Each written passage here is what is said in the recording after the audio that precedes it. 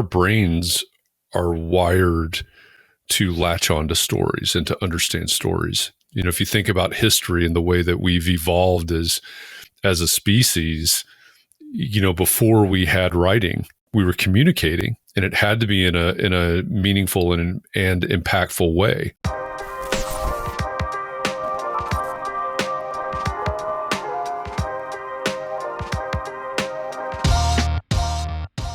Welcome to the Construction Disruption Podcast, where we uncover the future of building and remodeling by holding in-depth conversations with forward thinkers from the design and construction industry, as well as others in the know. Each episode of Construction Disruption digs into an industry that is always changing with new products, new designs, new practices, and new technologies. Construction Disruption is created and sponsored by Isaiah Industries, a manufacturer of specialty metal roofing systems and other building materials. I'm Todd Miller of Isaiah Industries. Our co-host is our sales manager, Seth Heckerman. Last episode, I tried to give you a nickname, and I was trying to give you the nickname of Shredder because you're an accomplished guitar player. If you recall, I called you Slasher instead. Well, Slash is an accomplished guitar player, so I did think about works. that, yeah, but Slasher still kind of gives a Friday the 13th feel, so my apologies for that. Anyway, and then behind the scenes, we have our creative director, Brian Bell, and our content creator, Ethan Young, doing all that important production stuff that covers up all of our flubs and my complete loss of train of thought and things when that happens as well. So anyway, things going well for you today, Seth? Yep, going great. Looking forward to it. Good. Well, let's jump right into it. Today's guest is Mr. Jeff Echols, president of Echo Engagement based in Indianapolis, Indiana, and he's also director of brand strategy for Entree Architect. Jeff's career path has taken a couple of twists over the years, and that gives him a unique perspective from which to speak to us. Jeff graduated from Ball State University's College of Architecture and Planning in 1993. He is Ball State's second most famous graduate, after, of course, David Letterman, I think.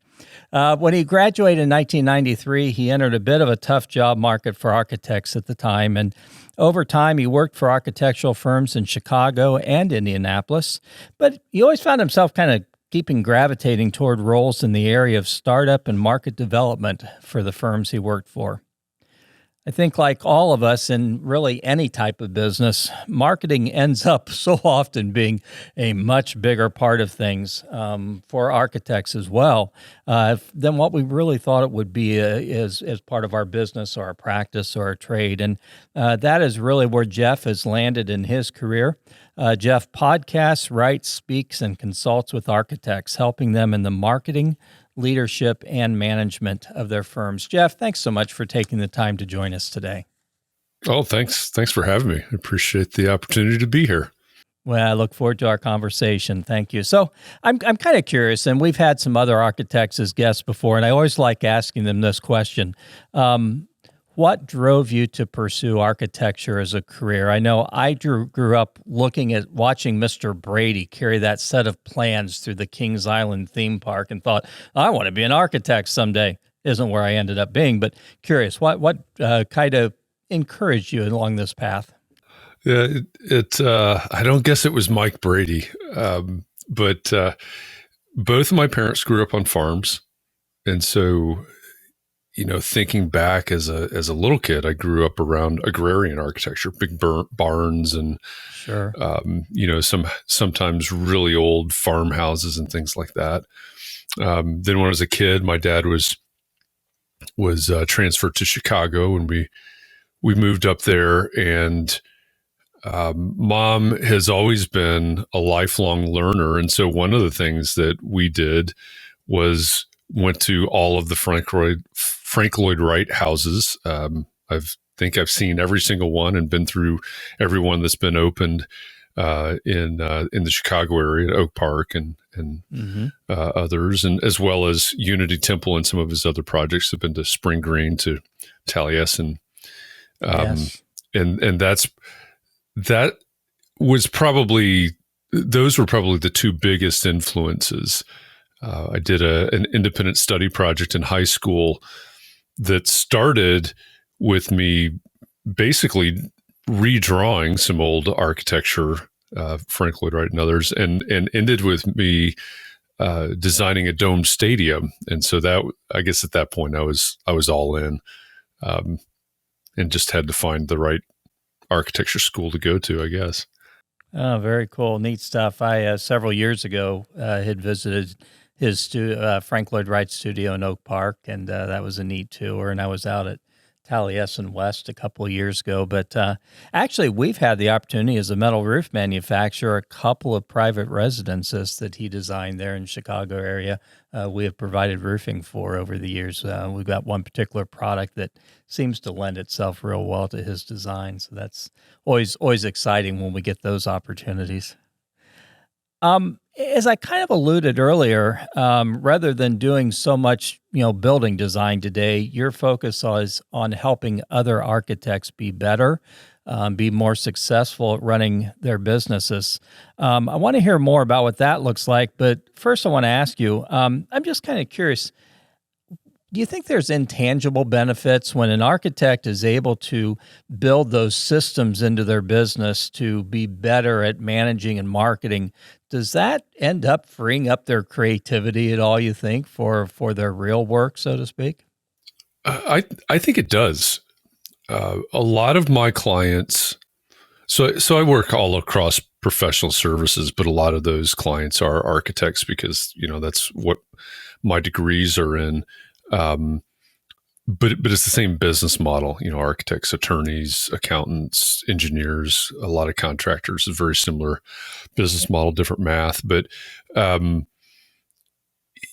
think if you have a business that runs well, right? If you have the systems in place that give you the opportunity to not worry about the day-to-day.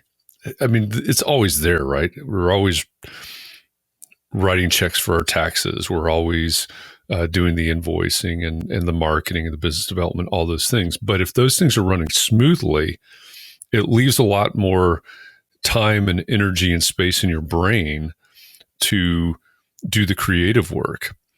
So one of the things that I talk about is this idea of creating a better business that gives you the freedom to be a better architect, right? That gives you the freedom to practice the things that you want to do.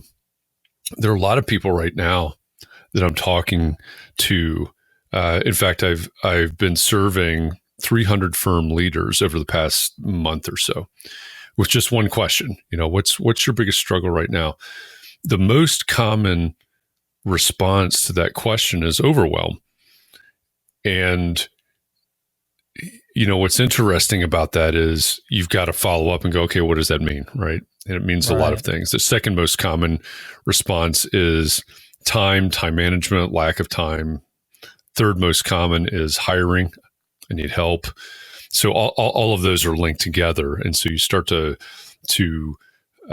sort of peel that onion and find out overwhelm to me means something different than overwhelm to you does, and to the third person, to the fourth person. A big part in a lot of those answers is they've got a lot of work, but it's not necessarily the work that they want to work on, right? They mid-pandemic, they're taking projects because they're scared, right? They don't know what's around the corner. They don't know what's coming next. So they're taking on clients, they're taking on projects that, given a different scenario, they might not have taken on. So the way that I define that is they're not working for their ideal clients necessarily. When we can be hitting on all cylinders, and when we can get the marketing right, the business development right, getting all these things right, and we're working primarily, I mean, we're in the real world, right?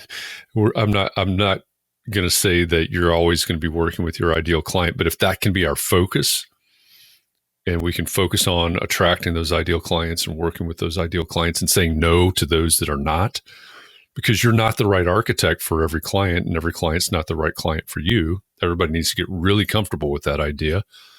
Same for contractors, same for attorneys and everybody else. But when we can focus on that ideal client, that opens up a lot of space in your brain. We're not worried about, okay, how are we going to explain our way out of this, or how are we going to negotiate this, or oh my gosh, do I need to call the insurance company to talk about a conflict, or talk to the attorney about a potential litigious situation, or whatever it is.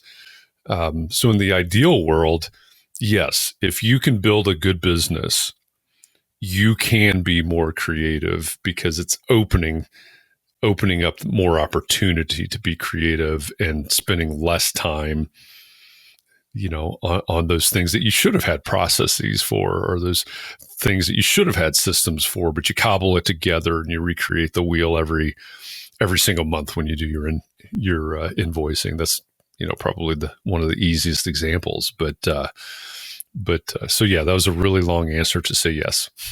No, it makes a lot of sense. I remember a number of years ago, I was working with a business systemization expert to try to help build some systems into our business. And I remember, and you talked about overwhelm, I remember when I first started with him, one of the first things he asked me was, he said, Todd, make a list of, let's capture the low-hanging fruit. Let's make a list of the things that frustrate you the most, the things that take the most time that shouldn't be.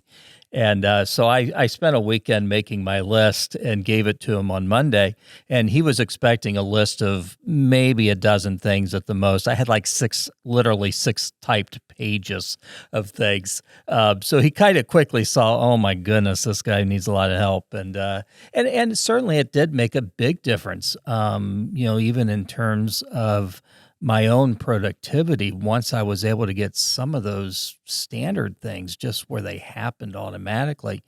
And I wasn't aware that you did work with, or I'd missed that you work with a lot of other professional trades as well. Is marketing one of the big things you help them focus on, or are there other areas of their businesses you help them with as well?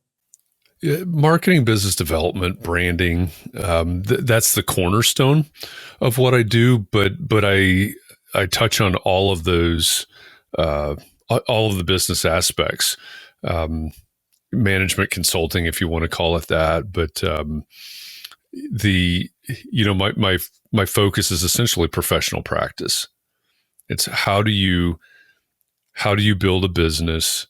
How do you run a business? My sweet spot is and greatest expertise is in the marketing, the communications, the business development, the branding, those types of things. But those things don't exist in a vacuum, right? And all of these things are tied together. I have a podcast called the Build Your Brand podcast, and I'll talk about the whole thing, as you can imagine, is about branding. And I talk about brand a lot of times in terms of a triangle. And so you've got this triangle that is your business, and your brand is in the center of the triangle. And so on one side of the triangle is your marketing, your business development, your sales, whatever you call it in your particular industry. And that makes sense, right? Okay, yeah, sure. Brand is over there with marketing and such. But on another side of the triangle is your employee experience. It's your culture. That's also part of your brand. And then on the third side of your triangle is your client or your customer experience. It's also part of your brand. And the point of the whole analogy is that the brand is in the center of that, and it's both informed by all of those pieces of your business, all those aspects of your business, but supports all of those aspects of your business. And so sometimes I'll be doing a talk and somebody will say, well, culture is the most important part of our business. There's a lot of people that'll say that, especially today. Culture is the most important part of our business. And I say it can't be. It's a very important part of your business. But if we think about that triangle, right? If you have a triangle, a geometric triangle, if you take one of the sides away, it's not a triangle anymore. Or, for the contractors and engineers that are out there, if it's a structural triangle, if one of those legs of the triangle, or the truss, I guess in that case, is significantly more or less stronger or weaker than any of the other sides, then the whole thing collapses. So yes, your culture is important, or yes, your client or customer experience is important, but they all work together. They all have to work together. You have to have that balance. And so when I talk about brand, we do talk about the marketing, business development, but we also talk about the culture. We also talk about the operations, and it's at the center of all of it. There's a great quote from, a lot of people attribute it to Jeff Bezos, but I think it actually came from Marty Neumeier, who's sort of the godfather of modern branding. But whoever said it first, I don't care. But basically it says, your brand is what other people say about you when you're not in the room. So if we think about the marketing and business development side, what does the marketplace say about your company? What does the marketplace say about your work? If we think about the employee side, your employees are talking, whether it's around the water cooler or it's on the street. They go to church on Sunday and somebody asks them about, whatever it is that they do, or they go to a networking event, they're talking. So that's the employer brand at that point. What's it like to work there, the culture piece of it. And then so many people in professional services, so many people in the AEC industry rely on repeat clients and referrals as maybe as much as 80% or more of their business. That's where that client experience, that client experience brand, what are your current clients or customers saying? What are your past customers or clients saying?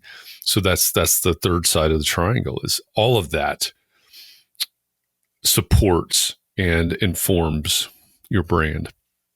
So again, another long answer to the question, but I touch on all of it, but it all kind of comes back to that aspect of it. No, I love that analogy and putting that context together. I'm curious, as you're working with your clients who are dealing with all this overwhelm and just trying to tread water and survive, is there one side that it seems consistent is most likely to be out of whack or not in balance with the others? I suppose, every situation is different, but an awful lot of the time when we're talking about overwhelm, and I got an email a week or two ago from a contractor that was inquiring about, how I could help them. And we started talking, and he said, we're really busy right now.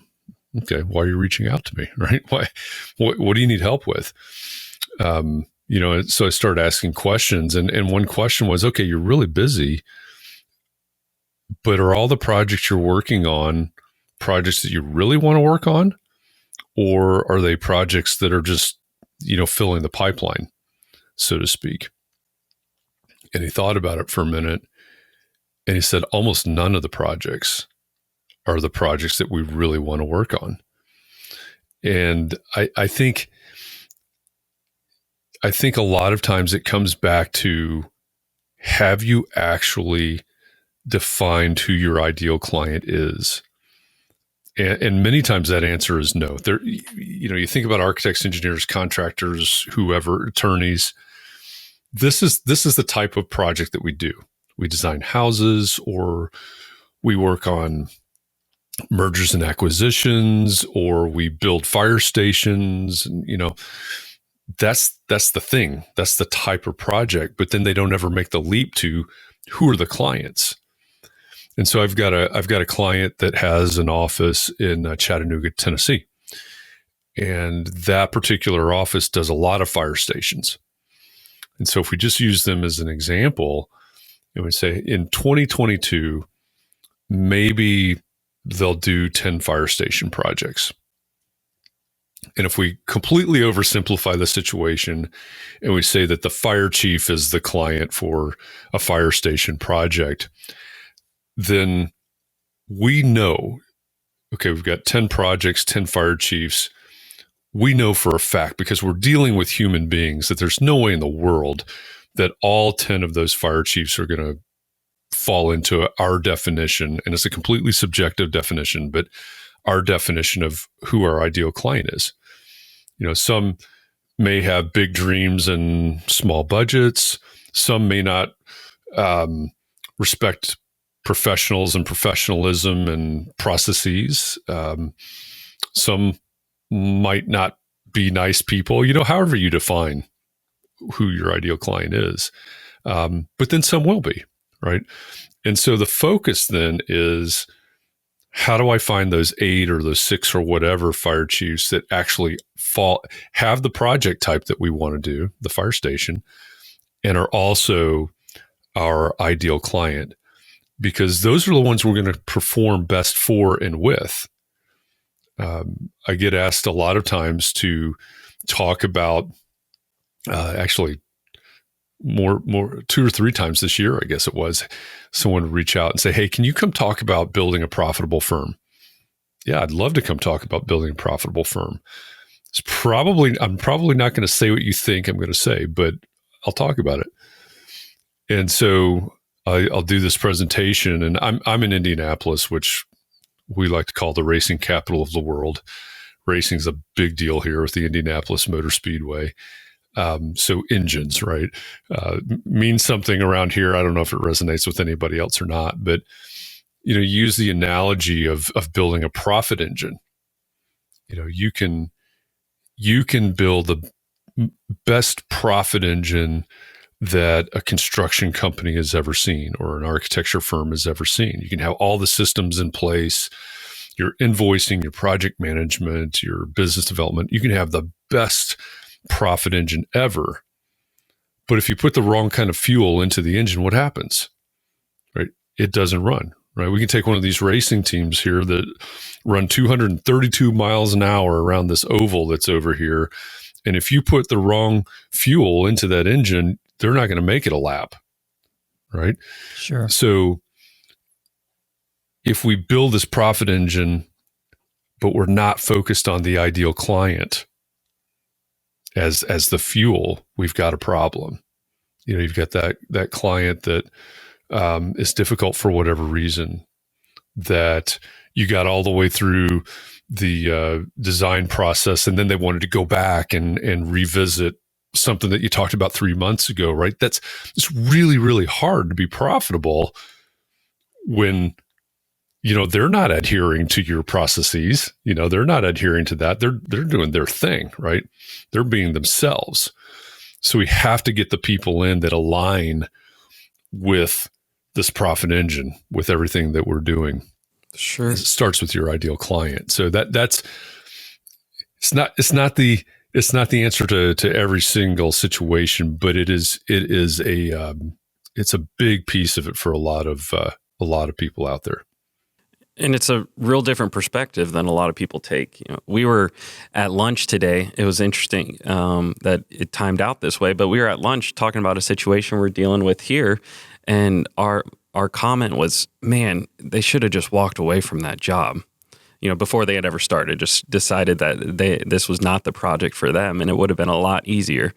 So changing that perspective from just being beholden to anyone who says they want your services to who do we want to work for, and reverse engineer it from there, creates a more healthy reality for everybody ultimately.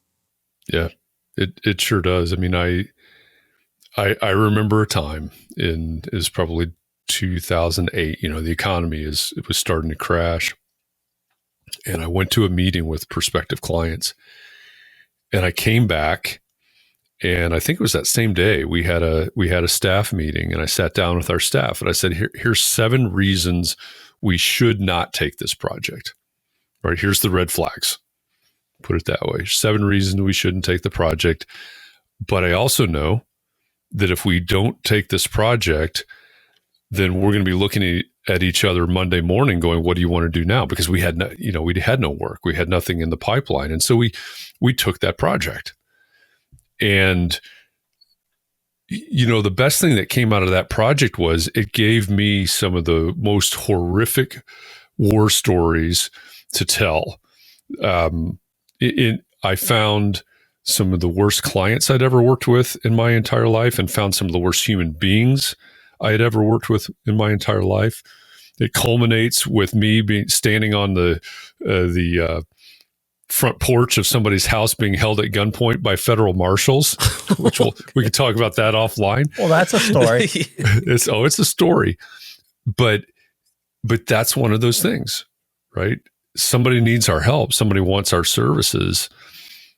Here's 7 reasons we shouldn't, and I ignored them. Right? We all have to deal with our own realities, right? And there's a lot of fear, right? If we turn this down, what are we going to do next? But hindsight being 2020, and in retrospect, what I would have done with that today is say, okay, here's 7 reasons. I don't know what we're going to have Monday, but we're not taking it. But I also know that we would spend X number of hours ramping up and onboarding, right? We would spend some amount of time working into this project that we would not have been invoicing for anyway.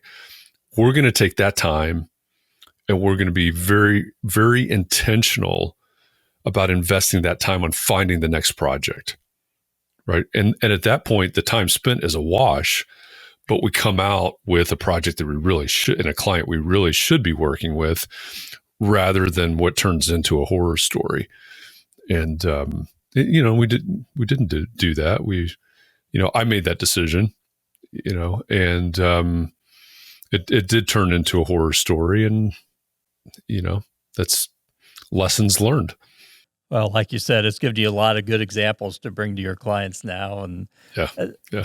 So do you find that most of your clients have some idea of who their ideal client is, or do you have to walk them through a process oftentimes of even discovering that? And if so, is that based a lot on their interests, their skill sets, the skill sets of their people? What kind of determines that? Yeah, I think deep down, many of them do, but they've never tried to express it. Sure. And so then their reaction is, I don't know who my ideal client is, but deep down they do. So I do have a process, and I always talk about your ideal client having 3 facets. One being demographic, and I think we all pretty much understand what the demographics are. The second facet being geographic. So I've got a client over in England that prefers to only work on projects that are within walking distance of their office, which is fantastic. Wow. Obviously, there's a lot of density, right, to the area, but that's their geographic. That's, again, it's all subjective. So they said we need to be able to walk, which is essentially a mile radius around the office. In American measurements, but some may say, "Hey, I'll do projects within a 3-hour drive of Indianapolis, or I'll work on projects internationally." Again, it's subjective. What's the geographic? How are you defining this? So that's the second facet. And then the third facet is psychographics. And this is a really important aspect, because at the end of the day, and I heard this one time as a real epiphany for me. At the end of the day, when we're talking about our ideal clients, when we're looking for our ideal clients, we're looking for people that are like us. We're looking for people that kind of mirror us. We're talking about beliefs. We're talking about values. And, we're looking for that type of alignment. And you may look at that and go, I design houses, or I build houses or office buildings or whatever. I design houses for multimillionaires. I'm not a multimillionaire. Well, okay, that was a demographic thing, right? But I have never ever heard a client say, "You know what? I am a born again Christian believer in Christ, and I only want to work with atheists." Sure. Doesn't happen, right? Or I am when it comes to politics, I am a left-wing liberal, and I only want to work with hardline right-wing conservatives. Mm-hmm. Right? It doesn't happen. We're looking for people that we align with. And those, maybe religion and politics is the greatest example to use, but we're looking for people that believe things that we believe, that value things that we value. And so a lot of times it's unconscious. Hey, we talked about, this and that, and the other. Oh my gosh, yeah. I mean, it is what I believe. It is what I value. Those types of things, and an easy way to start out that exploration is, who are the people that you like working with the most? Who are the people that you do your best work for? Who are the people that value you the most, and who are the people that respect your process? That's a big one. It's a big deal, in what all of us do, right? Sure. But it's going to be those people that you perform best for, ultimately. And you can do things like, look at your 5 favorite clients. What are, if we break them into those 3 facets, how are they made up? And then I always flip it around and say, who are your 5 least favorite clients? Because we can learn a lot by contrasting those. So there's definitely a process, and for 99.9% of my clients, we have to walk through that process.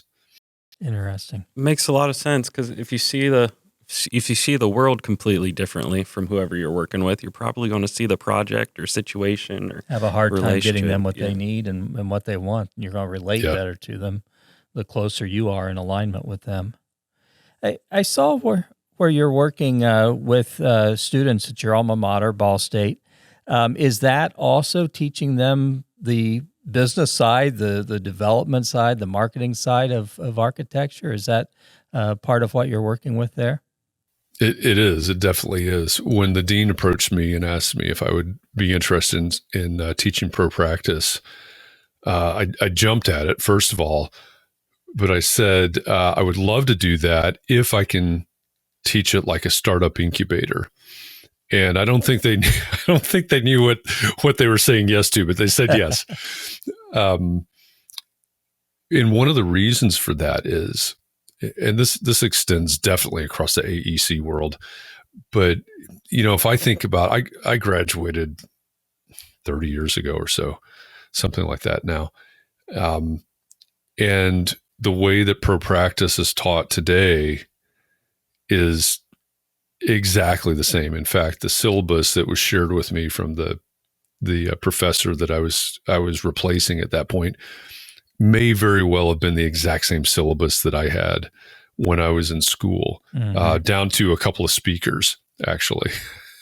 And I thought about that for a minute, and I went, okay, what else do we know?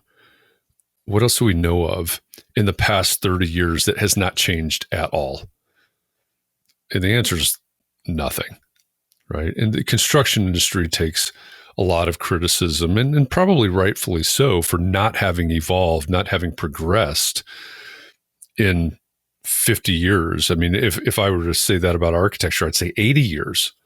The sort of the traditional practice model for architecture firms probably hasn't changed in something like 80 years, as a rule.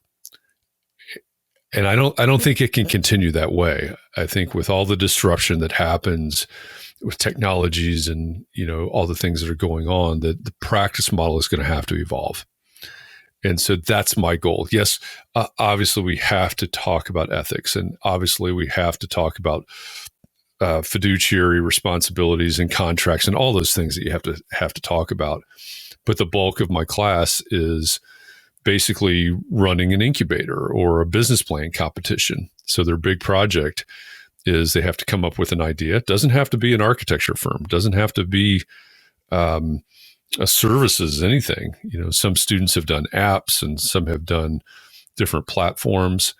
But we go through the semester and we flesh out the ideas and put it into a business plan. And then it's about 2 weeks from when we're 2.5 weeks from when we're recording this. they have pitch night. So it's basically Shark Tank, the TV show. I bring in 3 or 4 sharks, so to speak, and they all pitch their ideas and see what the sharks have to say about it. But I always tell the students, some of you may not ever aspire to own your own business or be in a position of leadership. But I think by understanding what it takes to start and to run a business, sustain a business, and we talk about exit plans and succession plans and things like that. If you can if you can understand all of those things, at the very least, you can be a better employee. At the best, or at the most, maybe is a better way to say that, you have the ability to go out and start your own thing if that's what you want to do, or wherever you fall on that spectrum. So, it's an interesting experiment, and some students love it and some students hate it, and as expected, and that's just fine. But hopefully, it prepares them for something different than we were talking about 30 years ago. Yeah, no doubt, it's a very valuable class, and I hear that a lot. I mean, you'll hear an attorney say, I went to law school and I learned law, but I didn't learn how to run a firm of lawyers. Yep. Pastors will say, I learned theology, but I sure didn't learn how to run a church. Yep. So yeah, that's pretty interesting. That's one of the ironies, and that's why I work across professional services, because that's true for all the professional services. They learn. In architecture school, we learned architecture, like you said, the attorneys, same thing. So, how do we learn the business side of this? Because it's a business. I thought it was pretty neat. My son recently graduated from engineering or with an engineering degree, and they had him take 2 courses in ethics and what it means to be a professional engineer. And I was impressed they were doing that in the midst of all the theoretical stuff and all the other stuff he was doing. Yep. Yeah, that's good. It's important. Yeah. So I know that you spend a lot of time teaching your clients how to tell stories. What's that look like? Why do you find that to be a meaningful way to market a business? It's a good question. I guess it goes first to the fact that our brains are wired to latch on to stories and to understand stories. If you think about history and the way that we've evolved as a species, before we had writing, we were communicating, and it had to be in a meaningful and impactful way. Starting with just oral tools. Right. And none of that on that level has changed. Of course, we can read and we can write and do things like that now, but stories are still the most effective way to communicate, especially when we need it to be memorable and we need it to be impactful. And so an easy example in the maybe in the architecture world, sometimes I work with clients that have made a short list, right? They're competing for a project. They made the short list. They go into the room for the short list interview, and they're speaking with a group of people, theoretically a group of decision makers. But the ultimate decision maker may not even be in the room, right? In a lot of cases, the ultimate decision maker is not in the room. Even if they are, you're still dealing with a group of people. So you need to get someone or a group of someone to advocate for you, right? Because all the interviews happen and then they go off and they deliberate and they decide who they're going to hire for this project. You need to have people advocate for you, carry your flag for you. And if you go in and you make a presentation that sounds like everybody else, that looks like everybody else, that is not memorable because it sounds and looks like everybody else, there's no way that these people are going to be there's no way that they're going to want to advocate for you, but they won't be able to advocate for you. You basically got to give them the flag to carry. So storytelling really comes in that situation, or in presenting to a potential client, or even a sales call. Right, you go out on a sales call to sell metal roofing, and well, here's, this feature and that feature and, this, that, and the other. And they don't know what you're talking about, right? They're not metal roofing experts. So how do you, when they're talking to 2 or 3 different roofing companies, how do you be memorable and compelling, and all of these things? You tell them a great story. It's a story that talks about the problems that they have, the solution for their problems, and the results that they'll see right after your work is done. That's the things that they latch onto. It's not the number of mils or the gauge or the reflectivity or whatever you're talking about. It's, oh, so yeah, they can do this, and when it's all over, we're going to have this result. We're going to accomplish this thing. The storytelling is just super, super powerful when it comes down to selling, convincing, compelling, those types of things, and being memorable. And again, your brand is what people say about you when you're not in the room. They're going to tell a story about you. So why not give them the story that you want them to tell? I love that example of, the fact that the ultimate decision maker may not be there. And so if you give the others a story to bring back, that's going to really be a leg up on things. That's good. So I certainly, and we talk to our contractors a lot about that also, even when they're working with property owners. Hey, tell stories of other projects, other needs that you've met, the ways that you have solved problems. And those are the memorable things. And again, they show that problem solving ability. So I really like that. How about social media today? Is that something that you encourage? I don't think we normally think of people in professional trades, architects, attorneys, engineers, doctors, as using social media, but yet it seems like a prime platform for them to get in front of all kinds of people that could be clients. Oh, it definitely is. And a lot of people ask, well, what's the best social media platform to be on? And, I don't know. I don't know what the best platform is. There's whoever your ideal client is, there's some of them on every platform. I mean, that's, they're distributed everywhere. Can you find a higher concentration on Facebook or on TikTok or whatever? Maybe you can, but think of the social media as a tool. What a great storytelling tool. The people will ask, well, again, back to the platform. And I start with, what do you like to do? Do you like to take pictures? Do you like to record your voice? Are you comfortable being on camera? Would you prefer to write? Because whatever your answer to that is, there's a platform that's essentially built specifically for that at this point in time. And point being, if you're using a medium that you already enjoy using, that you're already comfortable with, I'm pretty sure you'll keep doing that, right? But if I say, hey, you need to be on TikTok and you need to be filming yourself talking to the camera or whatever, and you go, I hate that, but okay, I'll take your advice. I'll give you a week before you give that up, right? Yeah. It's just not going to be sustainable. So, whatever the medium is, whatever the platform is, just going back to what you just said, what are the problems that your ideal client has?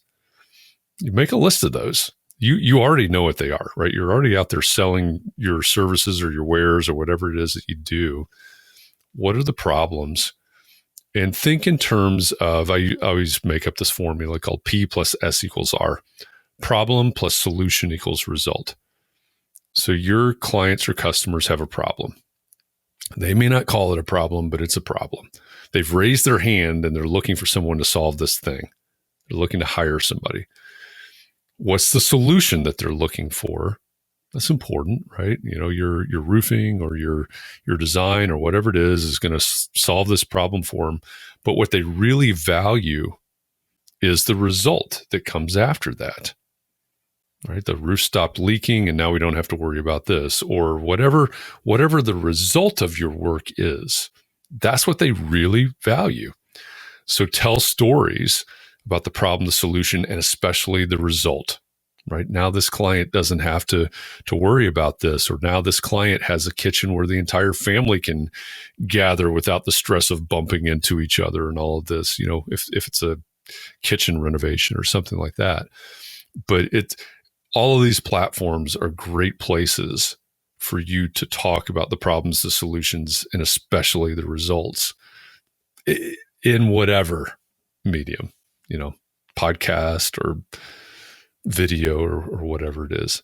I'm hearing a little bit as you speak. I'm reminded a little bit of Donald Miller's Storybrand. Oh, sure. So I assume you've been in that, which I never quite understood the whole shift from sort of a quasi-theologian to a marketing expert. But there's good stuff in there. There really is. So a lot of it, I love, what I'm hearing here is you'll help people focus on drawing out their client's story and then relating stories of past clients to them that sort of feed and support off that and show a solution.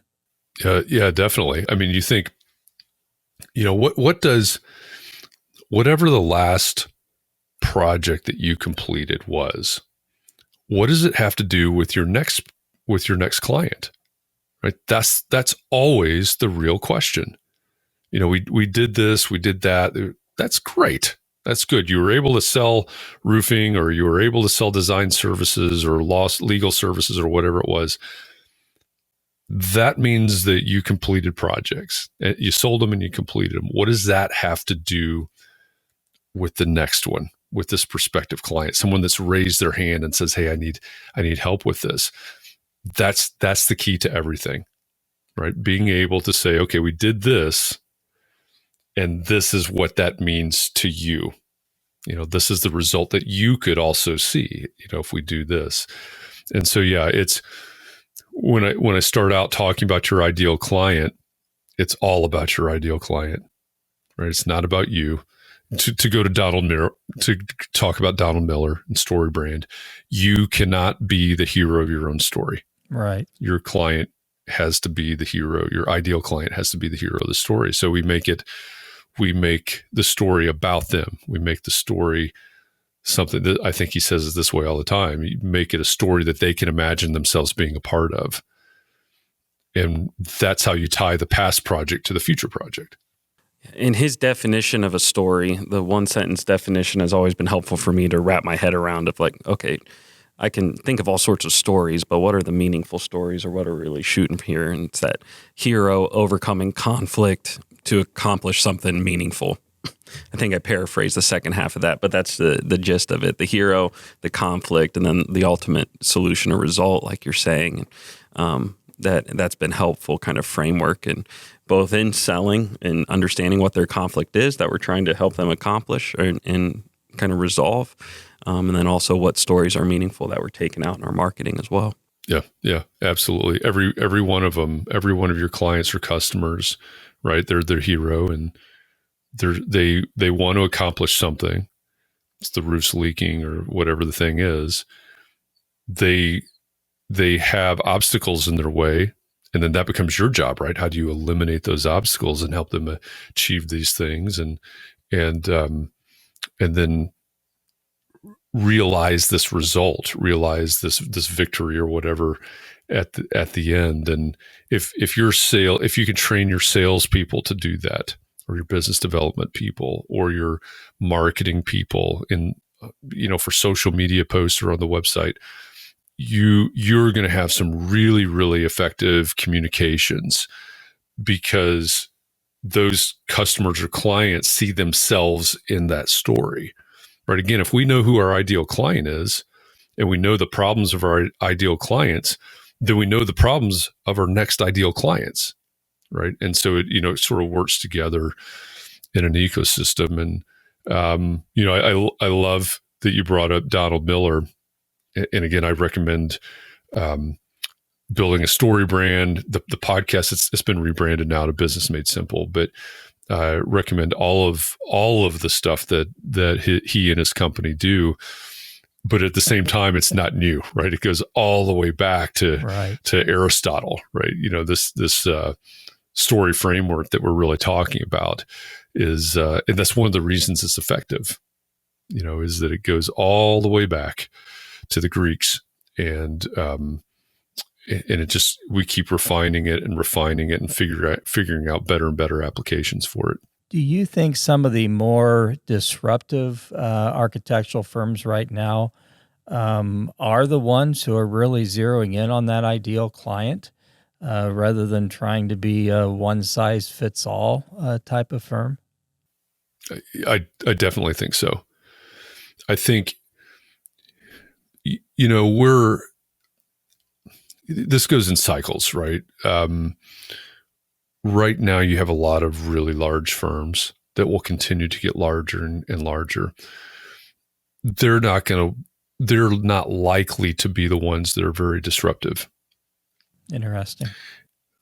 We'll have more boutique firms that are more nimble, more flexible. Anytime expertise comes into play, of course, we're focused on very specific things. I use the example all the time that it freaks people out when I walk them through this, but I say, you know what? If you're an architect and let's say you design restaurants, who's your ideal client?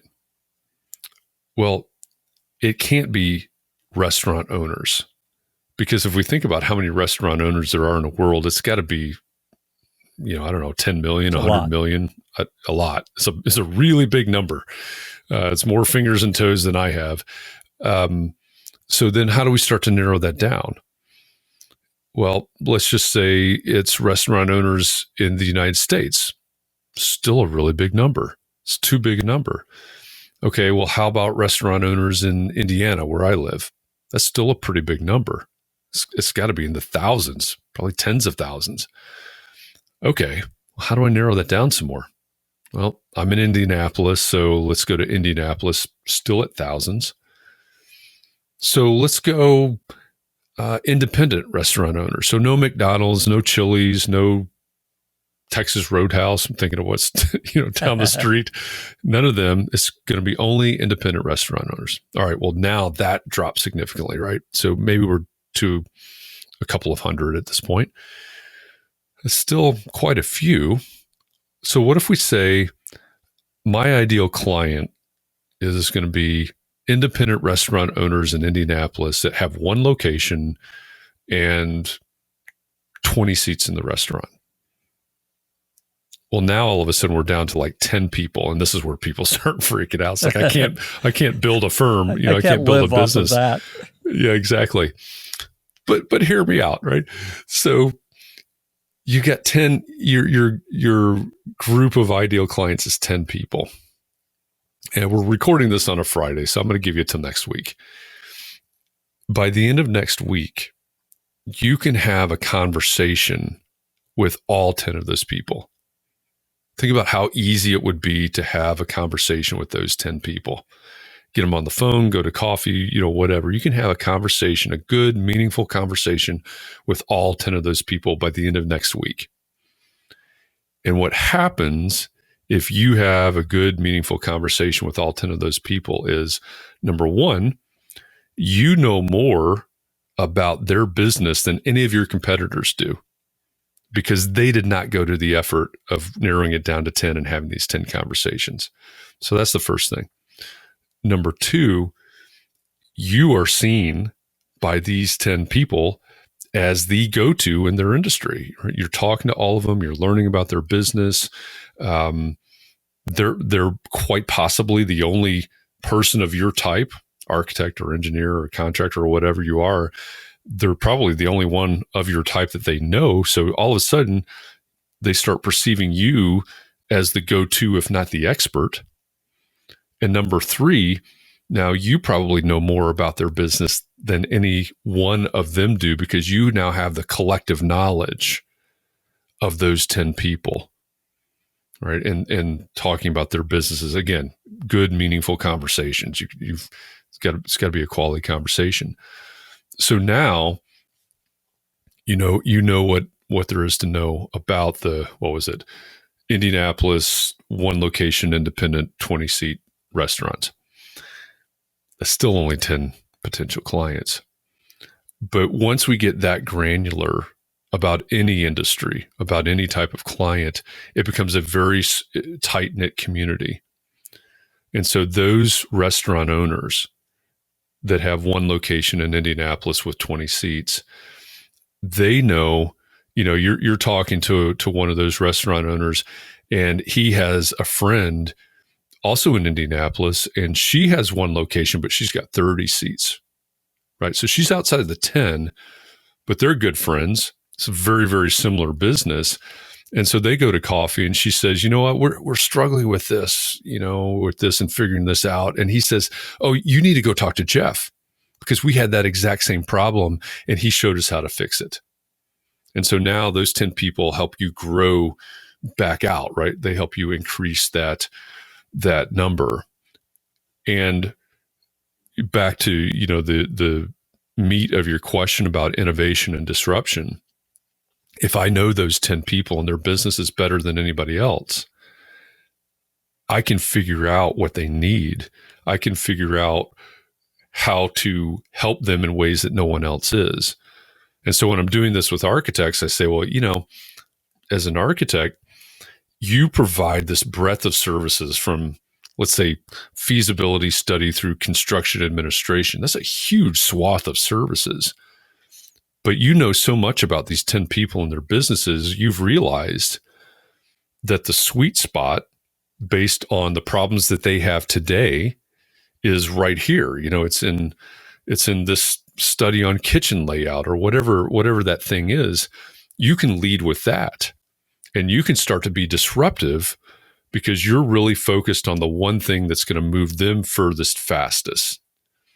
And that's when we have this, sometimes I call it this, we get to know them, we start to understand them, we develop empathy for them, even to the level of radical empathy, right? We know more about them and what they think and how they tick and what their problems are than anybody else does. If we get to that point, that's when the disruption piece of it becomes really easy, because we're seeing what they need and what they want, and we're able to deliver in ways that no one else is able to deliver because they're not seeing it at that level. So we may say, you know what?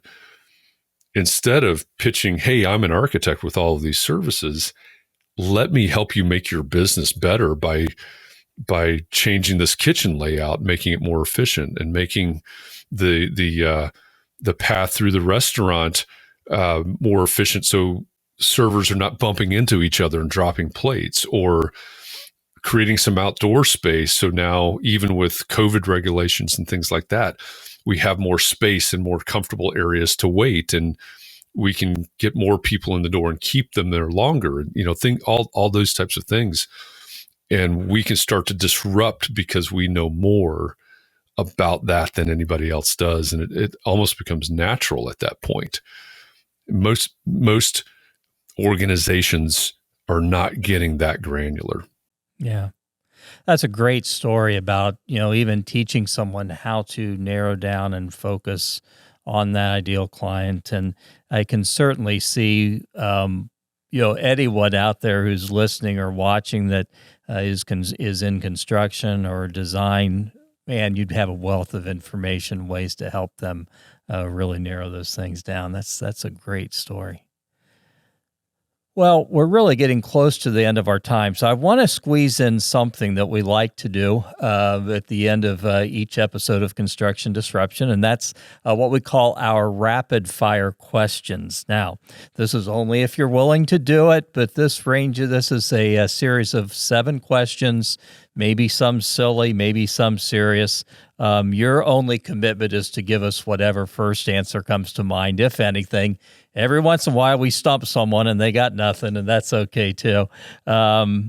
And our audience needs to understand, if you agree to this, then you have no idea what we're about to ask. So I have to ask, Jeff Echols, are you up to the challenge of rapid fire? I am nervous, but I'm up to the challenge. I promise it'll be harmless. Great. Well, let's do this, and then we'll wrap up here with a couple other quick questions then. Okay, here we go. Rapid fire. Well, it's holiday season time of lots of eating. So I have to ask, cake or pie? Pie. Pie. I'm that too. A favorite pie? I'm thinking back to when I was a kid. I'm going to say French silk. Anything that's got a lot of chocolate. There you go. Tasty. Well, you just got a bonus 8th question there, so Sorry. that's okay. I'm too curious. I always ask extra rapid fire. So.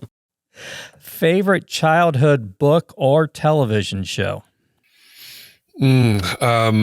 Television show might be a tie between I Love Lucy and The Honeymooners, because my mom and I used to watch those late at night. Good shows, good stuff.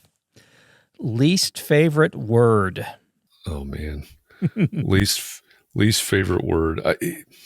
This may rub some people the wrong way, but I'm going to say mansplaining, because I don't like the word for some reason, but it also keeps me in check and makes me accountable and aware that I don't have to have the last word or know anything or even try to explain anything to anyone that may not need it. That's a great answer. What surprises people about you when they learn it? To be honest, it's probably either how old I am or how tall I am. A lot of people see me online a lot and they don't realize that I'm 6'3". Wow. And some people sometimes, although somebody told me today that this scruff that's growing on my face right now makes me look older, but I'm 51, and some people think I look younger than that, I guess. Good stuff. What subject do you wish you knew more about? Neuroscience, because it's the basis of a lot of what I talk about. Mm-hmm. The empathy piece of it, a lot of the Storybrand is built on neuroscience as well, and I've studied it quite a bit. But there's a lot out there, and I'm really curious at how learning more about how it makes us tick and how it makes us better professionals. Good stuff. I know when we are doing sales training, we talk a lot about neuro-linguistic programming, and something I wish I do a whole lot more about. I know about enough to be dangerous and maybe impress the least interested person in the room, maybe sometimes, I don't know. But how many emails do you get each day? I have no idea. I am so, that's my kryptonite. Sometimes I check my email every few days. Most of my clients know that's not the best way to communicate with me. So I suspect I get a lot more emails a day than I think I do. Okay, last question. If you were given an all expenses paid trip to Akron, Ohio, would you take it? I've been to Akron. I've worked with clients in Akron. Sure, I'll go back. Sure, why not? There you go. And we're not even from Akron, so if I had to pick on somebody today. I didn't get the tour through the Goodyear plant or facility headquarters there, so I'll go back and do the tour. Got that to look forward to. Sounds good. Hey, this has been great. I've learned a lot, been a real pleasure, and I love what you're doing to help move businesses forward, whether they're from the design industry or other industries and businesses you're working with. Anything that we haven't covered today that you're really burning to say? I don't think so necessarily. But first of all, thank you for the opportunity to be here. But I think about the title of your show, Construction Disruption, and just, an encouragement to everybody out there. Disruption can sound scary or ominous or whatever, but I mean, we're at a point in time where it's really disrupt or be disrupted. So, take in all of the lessons that you learn on all the different episodes of this podcast, because it's important. Like I said, looking back to when I was in school, there's nothing else around that has not changed in 30 years. And that's only going to accelerate. So keep listening to the show, keep learning the lessons that you hear on the show, and find ways to make your business better and your clients' lives better, or customers' lives better. Excellent. Why might someone want to connect with you? I mean, obviously looking for your services perhaps, but what's the best way for them to get a hold of you? And I know you're involved with some podcasts. Maybe give us a rundown of where people can hear more of you. Sure. Yeah. So if for some reason you want to hear or see more of me, I've got a couple of podcasts. Build Your Brand podcast. Season 1 is out, and Jeff is the holdup on getting season 2 published right now, but it should be out soon. I also have a show. I actually do a show every single day called Context and Clarity. 4 days a week, that's inside the Entree Architect Community Facebook group. But on Thursdays, we call it Context and Clarity Live. It's a simulcast that we broadcast to Facebook, to LinkedIn, to YouTube, to Twitch, and to Twitter all at the same time. We have a guest every Thursday. So we've had some big name guests like Seth Godin and Mike Michalowicz and Pat Flynn and people like that. But it's basically, it's kind of what we talked about now. It's lessons learned from these guests about the practice of architecture, the building of businesses and things like that. So you can, even if you're not an architect, I mean, we use the word architect a lot, but it's really, especially if you're a small business owner, it's a really valuable show. I mean, the takeaways from some of these people that we talked to are just amazing. We talked about risk management yesterday with an insurance agent and an attorney. Just fascinating and great information. So that's one place. Probably easiest to connect with me on LinkedIn. And it's Jeff Echols. And if you come across a white-haired chiropractor from Austin, Texas, that's not me. I'm the other one. Good stuff. This has been great. I've really enjoyed it. And I do hope our listeners and viewers dig into things a little bit more and learn more about you and connect with you. It's been very good. Thank you. Thank you. Again, I appreciate it. So thank you to everyone for tuning into this episode of Construction Disruption with our guest, Jeff Echols of Echo Engagement. We ask you, please watch for future episodes of our podcast. We have lots of great guests on tap in coming weeks. And don't forget, leave us a review, hopefully a good one on Apple Podcasts and YouTube. Until then, we encourage everyone, change the world for someone, make them smile, bring them some hope, bring them encouragement. All of those are very powerful, yet simple things that we can do to change the world for someone else, one interaction at a time. God bless. Take care. This is Isaiah Industries signing off until the next episode of Construction Disruption.